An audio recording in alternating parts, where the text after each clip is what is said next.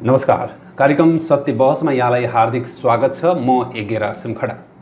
कार्यक्रम सत्य बहसमा विभिन्न सत्य कुराहरूको प्रोत्साहन गर्ने र विसत्यलाई अर्थात् असत्यलाई चिरफाड गर्ने हाम्रो अभियान र टिकापुर क्षेत्रको विकास र यस क्षेत्रको विकासका लागि हाम्रो अभियान भन्ने मूल नाराका साथ कार्यक्रम सत्य बहस सञ्चालन गर्ने गरेका छौँ।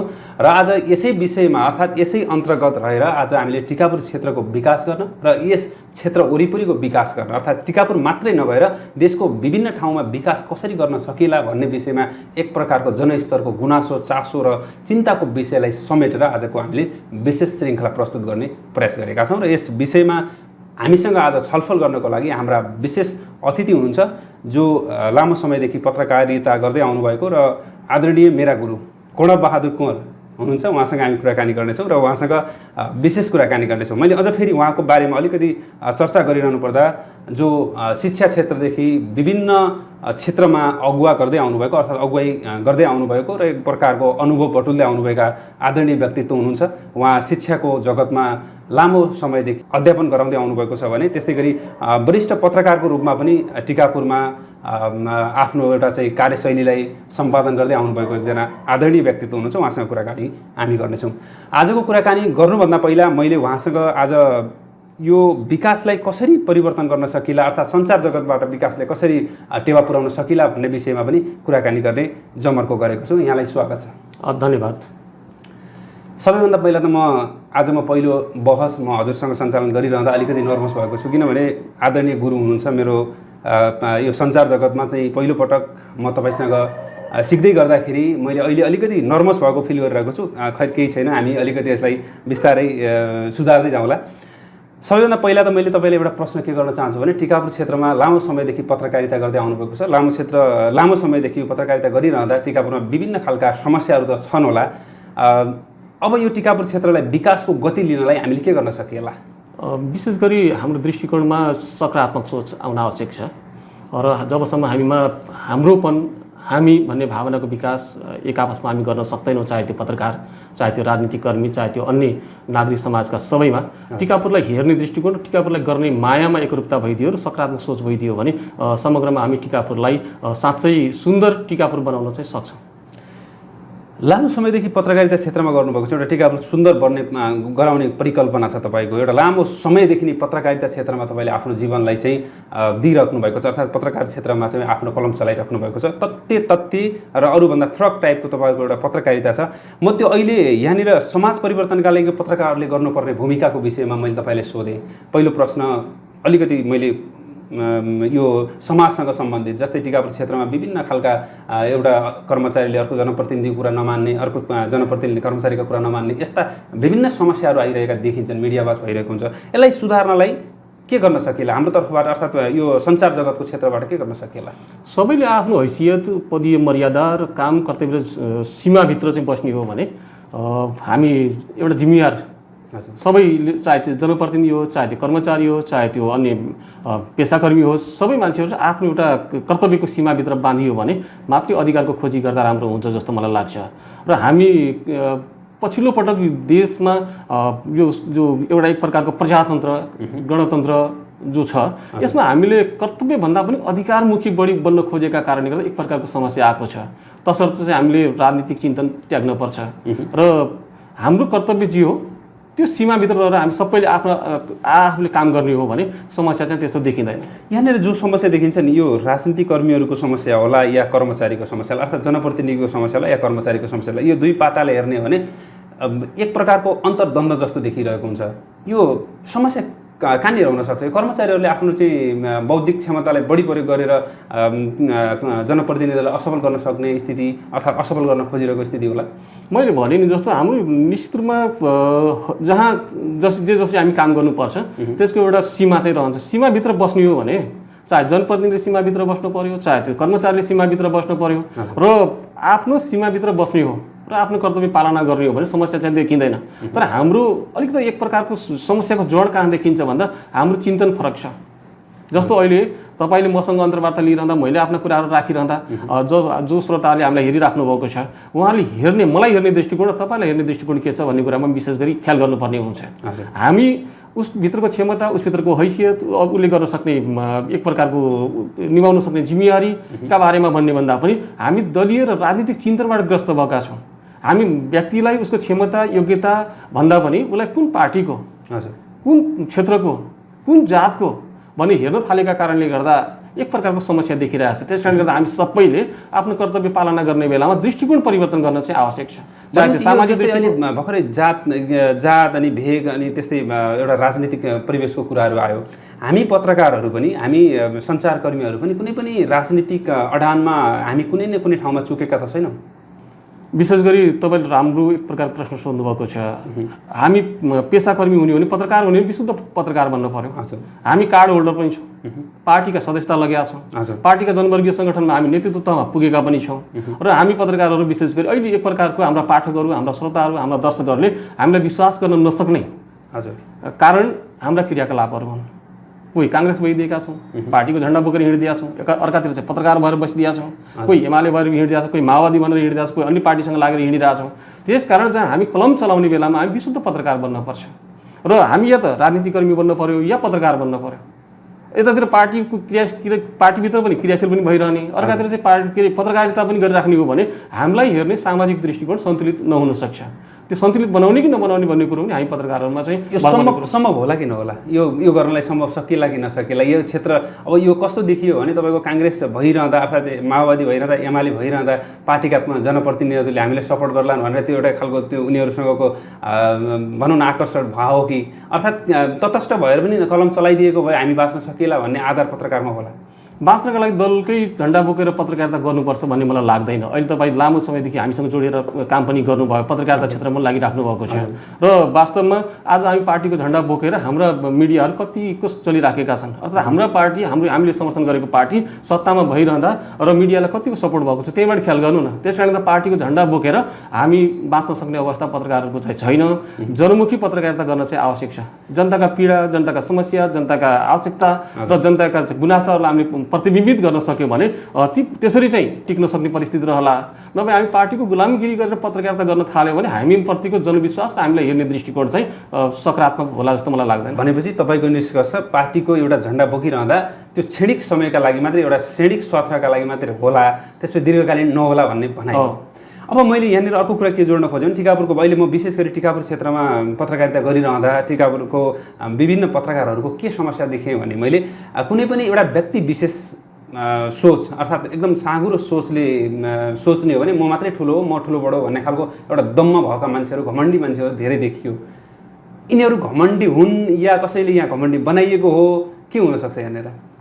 अब यसलाई विशेष गरी हामीले हाम्रो हैसियत मैले अघि पनि भने नि हैसियत पदीय मर्यादा जिम्मेवारी कर्तव्य र मभन्दा पनि हामी भन्ने सोच जहाँ जहाँ कमी देखिन्छ त्यहाँ त्यस्तो देखिएको होला, तपाईँले महसुस गरे त्यस्तो होला जस्तो मलाई लाग्छ। तर समग्र पत्रकारहरूमा त्यस्तो समस्या चाहिँ मैले देख्दैन है त। त्यस कारणले गर्दा के हो भने हामीले हेर्ने दृष्टिकोण र गर्ने व्यवहार समान हुनुपर्छ। अब म अलिकति शिक्षातिर गएँ म, किनभने तपाईँ विगत लामो समयदेखि दशकौँदेखि नै शिक्षामा आबद्ध हुनुहुन्छ। एउटा हाई स्कुलको तपाईँ प्रधानाध्यापक पनि भइसक्नु भएको र भइरहनु भएको छ। म तपाईँसँग एउटा शैक्षिक प्रश्न किन सोध्न चाहिरहेको छु भने यो क्षेत्रको शैक्षिक विकासका लागि तपाईँले धेरै काम गर्नुभएको छ। शिक्षाको क्षेत्रमा शिक्षा विकास गर्नको लागि धेरै उदाहरणीय काम गर्नुभएको छ। त्यो कामहरू समाजले देखेको छ, समाजसँग त्यो अवगतै छ। म अझ यहाँ के जोडेँ भने समाज परिवर्तन गर्नलाई शिक्षाले कस्तो भूमिका खेल्ला, अर्थात् कस्तो शिक्षालाई चाहिँ समाजमा त्यो व्यवस्थापन गर्यो भने कुन शिक्षाले समाजलाई परिवर्तन गर्न सक्ला, त्यो कुन विधि शैक्षिक विधिहरू लागू गर्न सकिएला? अब अहिलेको जस्तो सरस्वती परिस्थिति हेर्दाखेरि शिक्षामा जति पनि हाम्रो अभिभावकहरूको लगानी भइराखेको छ मलाई त्यो अनुत्पादक लागिराखेको छ। हामीले यसलाई व्यावसायिकरण गर्न सकेको भए, कम्तीमा आफ्नो खुट्टामा उभिन सक्ने खालको एक प्रकारको शिक्षा दिन सकेको भए यसले परिणाम ल्याउन सक्थ्यो। तर अहिले पछिल्लो पटक जनयुद्ध चलेदेखि अहिलेसम्मको परिस्थितिमा हेर्दा नेपालको शैक्षिक स्तर दिन प्रतिदिन बिग्रिँदै गइराखेको अवस्था छ। विद्यार्थीको शैक्षिक स्तर खस्किँदै गइराखेको छ र हामी जुन रूपमा शिक्षालाई सशक्त र प्रभावकारी ढङ्गले उत्पादनमुखी शिक्षाका रूपमा अगाडिपट्टि लैजानुपर्ने हो त्यो रूपमा लिन सकिराखेको परिस्थिति छैन। र राज्यले पनि यसलाई ठोस नीति ल्याएर अगाडिपट्टि जाँदा राम्रो हुन्थ्यो। राज्य नै एक प्रकारको अन्यल गन्जागोलको अवस्थामा रहेका कारणले गर्दा स्पष्ट रूपमा ऐन कानुन नीति नियमहरू आउन नसकेका कारणले गर्दा र दीर्घकालीन समाजलाई र राष्ट्रलाई फाइदा पुग्ने खालको शिक्षा नीतिको व्यावहारिक कार्यान्वयनमा जान नसकेका कारणले गर्दा नीति बनाउँछौँ कार्यान्वयन पक्ष हाम्रो फितलो भएका कारणले गर्दा अहिलेको शिक्षा उत्पादनमुखी छैन, निराशाजनक अवस्था चाहिँ अहिले पनि छ। भनेपछि यसलाई उत्पादनमुखी शिक्षा बनाउनु पर्यो, अब वैज्ञानिक शिक्षामा पद्धतिमा चाहिँ रूपान्तरण गर्नु पर्यो भनाइ हो। व्यावसायिक शिक्षालाई विशेष गरी जोड दिनु पर्यो, सैद्धान्तिकमा होइन व्यवहारमा उतार्न आवश्यक छ। भनेपछि एउटा कापीमा लेखेको पढेको अर्थात् किताबी किरा भएर कुनै काम छैन, त्यो सम्भव छ, त्यो उपयुक्त छैन।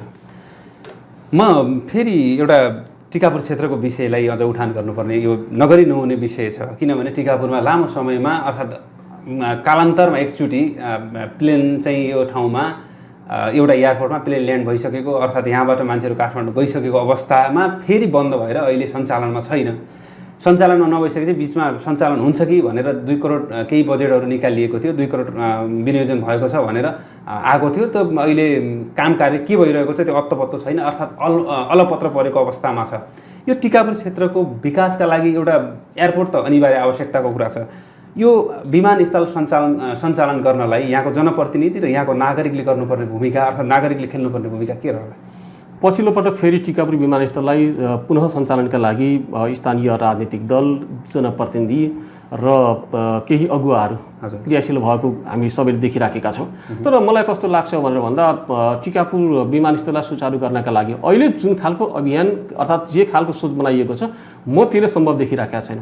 टिकापुर विमानस्थल सञ्चालन गर्ने सन्दर्भमा हामी टिकापुरवासी विभक्त अवस्थामा छौँ, विभाजित मानसिकतामा छौँ। कसैले खेलकुद मैदानतिर चाहिँ यसलाई सार्नुपर्छ भनिराखेका छ, कसैले चाहिँ टिकापुरको अहिलेको एयरपोर्टबाटै सञ्चालन गर्नुपर्छ भनिराखेका अवस्था छ। हामी विभाजित छौँ। त्यस कारणले गर्दा टिकापुरलाई विमानस्थल सञ्चालन गर्ने हो भने पहिले त समान धारणा आउन आवश्यक छ। समान धारणा आयो भने के गर्न सकिन्छ भन्ने विषयमा बहस हुन सक्छ। तर हामी टिकापुरको विकासका लागि सोच बनाइराखेका छौँ, तर हामी विभाजित अवस्थामा छौँ। कोही खेलकुद मैदानसँग सट्टापट्टा गरेर चाहिँ त्यहाँ एउटा नयाँ एयरपोर्ट बनाउनुपर्छ भनिराखेका छन्, कोही चाहिँ अहिलेकै एयरपोर्टलाई चाहिँ सुचारू गर्नुपर्छ भनिराखेका छन्। अलिकति पैसा पनि खर्च भएको छ, अहिलेको अवस्था भएको छ। तर यो खर्च पनि चाहिँ उत्पादन अर्थात् यो परिणाममुखी भइदिएन, फजिल खर्च भएको जस्तो मलाई लागिराखेको छ। त्यस कारणले गर्दा यो सवालमा चाहिँ हाम्रा बिचमा सोचमा एकरूपता चाहिँ आउन आवश्यक छ। भनेपछि सोचमा एकरूपता ल्याउनका लागि कसले यसको अभिभावकत्व वहन गर्नु पर्ला? त्यो त स्थानीय सरकार, हाम्रा जनप्रतिनिधिहरू लाग्न पर्छ। हामी जनप्रतिनिधि एक आपसमा आफै मिलेका छैन, जनप्रतिनिधिहरूको चासो फरक फरक टाइपको देखिएको छ। यसले एक ठाउँमा ल्याउनलाई नागरिकको कुनै भूमिका छ? भूमिका छ। मैले अघि पनि भने नि हाम्रो दृष्टिकोण सकारात्मक हुन आवश्यक छ। जनप्रतिनिधि हामी चुनाव लड्ने बेलामा फरक फरक पार्टीबाट उम्मेदवार बन्यौँ र एउटा पार्टीको उम्मेदवारले चुनाव जितेको छ। समग्रमा निर्वाचन भइसकेपछि निश्चित कार्यावधिका लागि अर्थात् कार्यकालका लागि ऊ सबैको साझा जनप्रतिनिधि हो। त्यस कारणले व्यक्तिगत धारणा यो एयरपोर्ट अहिले त 2टा विषयमा अर्थात् त्यहाँ खेलकुद मैदानमा लिने या पहिलाकै स्थानमा राख्ने भन्ने विवाद भएको छ। तपाईँको व्यक्तिगत धारणा के गर्दा ठिक हुन्छ जस्तो लाग्छ? अब यसलाई सरसर्ती हेर्दा के देखिन्छ भनेर भन्दा भोलिको अवस्था टिकापुरबाट प्लेन उपयोग गर्न सक्ने यात्रुहरूको मात्रा अर्थात् चारलाई मध्यनजर गर्ने हो भने भोलिका दिनमा के हुन्छ आवश्यकता अनुसार विस्तार गर्न आवश्यक छ। तर टिकापुरमा तत्काल प्लेन चलाउने हो भने अहिलेको एयरपोर्टलाई चाहिँ उपयोग गर्न आवश्यक छ। तर त्यसका लागि अहिलेकै एयरपोर्टलाई उपयोग परिचालन गर्दा अर्थात् अहिलेको एयरपोर्टलाई उपयोग गर्दा एउटा समस्या चाहिँ छ। एउटा समस्या भनेको के हो भन्दा यहाँबाट टिकापुरबाट पहाडी क्षेत्रहरूमा जस्तो अछाम, जुम्ला, बाजुरा हाम्रो एयरप्लेन यहाँबाट सजिलोसँग जान र आउन चाहिँ सक्छ फ्युलका कारणले गर्दा, इन्धनका कारणले गर्दा। तर हामी यहाँबाट जो काठमाडौँबाट प्लेन टिकापुरमा आउने र टिकापुरबाट फेरि काठमाडौँ जाने जो प्लेनको अवस्था छ त्यो अवस्थामा चाहिँ यसको इन्धनको समस्या पर्न सक्छ। अहिले पनि हाम्रो त्रिभुवन अन्तर्राष्ट्रिय विमानस्थलमा चाहिँ ट्राफिक जाम भइरहेको हुन्छ। हामी कयौँपल्ट काठमाडौँ जाने बेलामा आकाशमै होल्डमा बस्नुपर्ने 1 घन्टासम्म पनि होल्डमा बस्नुपर्ने परिस्थिति रहन्छ। त्यस्तो परिस्थिति भइदियो भने यो सानो खालको 18-19 सिटको चाहिँ जो प्लेन यहाँ टिकापुरबाट काठमाडौँ चल्ने अवस्था जो छ त्यस्तो अवस्थामा इन्धनको अभाव भइदियो भने जोखिम चाहिँ छ। तसर्थ यहाँ टिकापुरको एयरपोर्टलाई सञ्चालन गर्ने हो भने एउटा इन्धन डिपो आवश्यक चाहिँ छ। भनेपछि एउटा प्राविधिक टिमले सर्वे गरिरहँदा तपाईँले 19-20 सिटको ट्विनेटरको कुरा गर्नुभयो, त्यहाँ चाहिँ मध्यम खालको जहाज 42 सिटसम्मको जहाजलाई अवतरण गर्न सक्ने यहाँ भौतिक पूर्वाधार छ भनेको छ। त्यो 42 सिटे जहाजलाई अवतरण गर्दा अर्थात् त्यसलाई फ्युलको समस्या त नपर्ला नि? मलाई त्यस्तो लाग्दैन। जस्तो टिकापुरबाट काठमाडौँ जान सक्ने अहिले पनि हामी विभिन्न ठाउँहरूमा जस्तो टिकटहरूलाई हेर्ने हो भने नेपालगञ्जबाट धनगढीबाट टिकापुर क्षेत्रका जो के अरे बासिन्दाहरू प्लेनको उपयोग गरेर राख्नु भएको छ र टिकापुरबाट त्यो ठुलो क्षमताको प्लेन सञ्चालन गर्ने हो भने नियमित रूपमा चाहिँ हाम्रा यात्रुहरू चाहिँ नभेटिएको अवस्थामा फेरि हाम्रो सुविधालाई चाहिँ खुम्च्याउनु पर्ने परिस्थिति आउन सक्छ।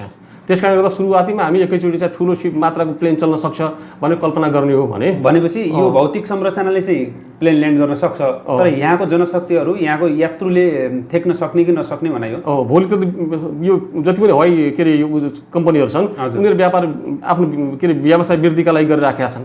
घाटामा व्यापार कसैले गर्न चाहँदैन र यहाँबाट जाने यात्रुहरूको सङ्ख्या कम भइदियो भने भोलि त्यो फेरि खुम्चिनु पर्ने परिस्थिति रहन सक्छ। त्यसका लागि के हो त भन्दा अहिले मैले सानो खालको ट्विनटर खालको विमान चल्न सक्ने सम्भावना छ, तर त्यसका लागि चाहिँ इन्धनको समस्या पर्न सक्छ।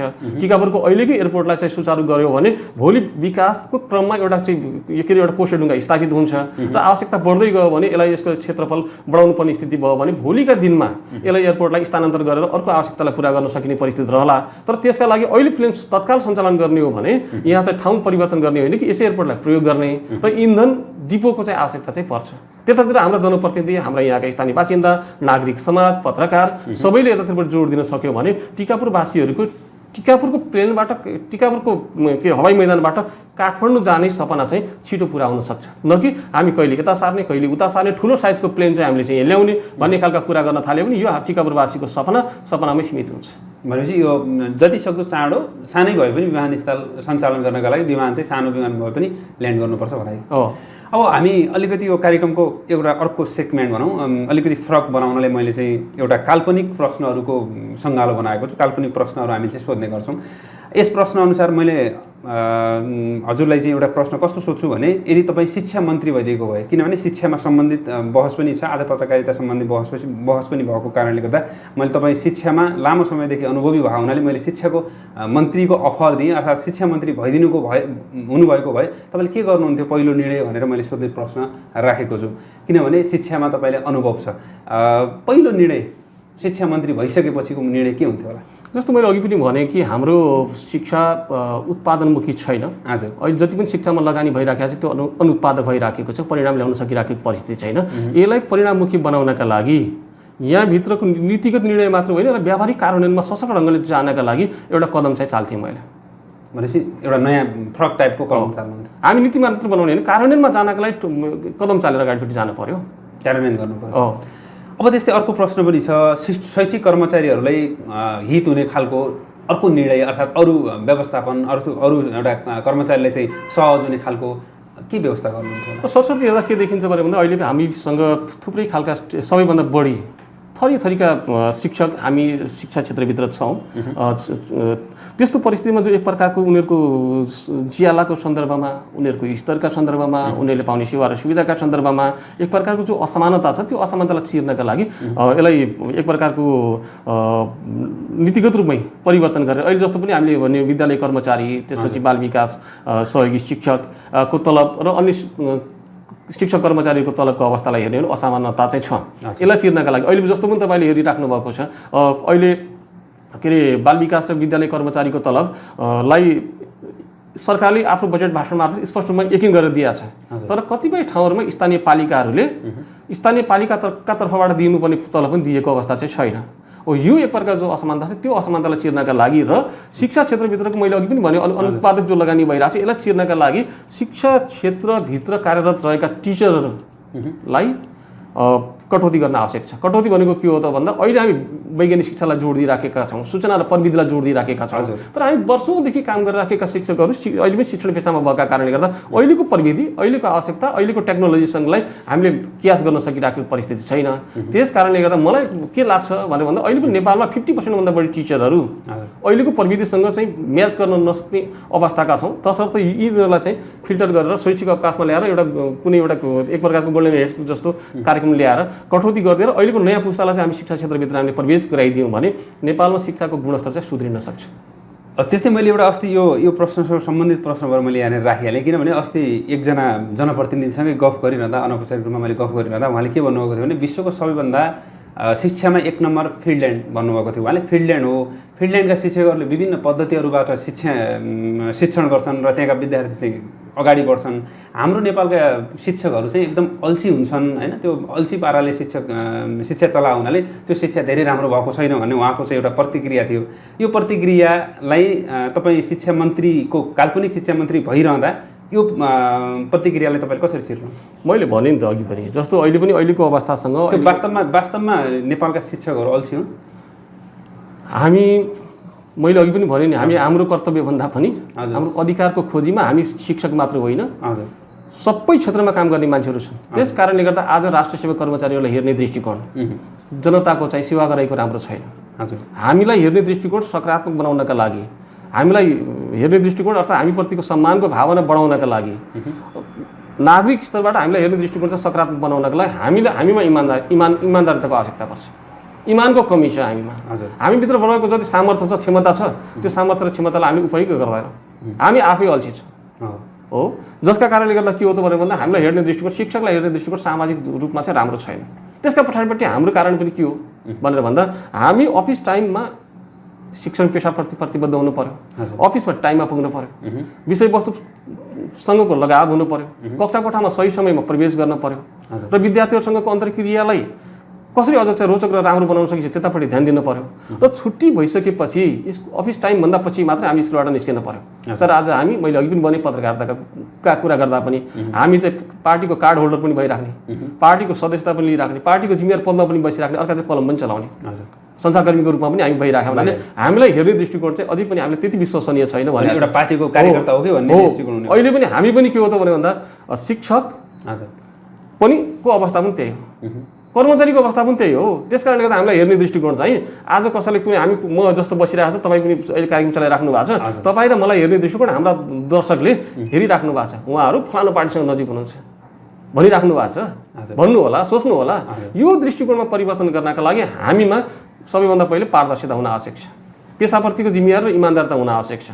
तसर्थ अहिले पनि मैले भने कि शिक्षकहरूको अवस्था पनि त्यही हो। हामी विभिन्न क्षेत्रहरूमा क्रियाशील भइराखेका छौँ, एकातिर शिक्षक पनि भइराखेका छौँ, अर्कातिर विभिन्न क्षेत्रतिर पनि क्रियाशील भइराखेका कारणले गर्दा हामीलाई हेर्ने दृष्टिकोण त्यति राम्रो छैन। जसका कारणले गर्दा शिक्षाको नेतृत्व गर्ने मान्छेहरूले, मैले त शिक्षा मन्त्रीकै हामी काल्पनिक मन्त्रीको कुरा गरिरहेका छौँ, एउटा शिक्षालाई नेतृत्व गर्ने शिक्षा मन्त्री भनौँ न, एउटा शिक्षाको क्षेत्रमा भएका सम्पूर्ण उसलाई क्रियाकलापहरूलाई चाहिँ आफ्नो काबुमा राख्न सक्नुपर्ने अवस्था हुन्छ।